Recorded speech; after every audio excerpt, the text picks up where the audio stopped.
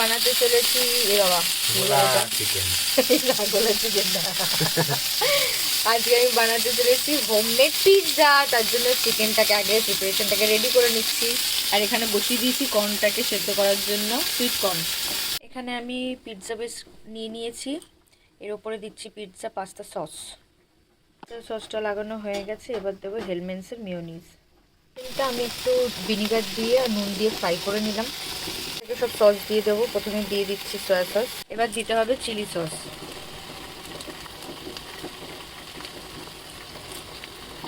Red chilli সসের পরে দিচ্ছি গ্রিন চিলি সস।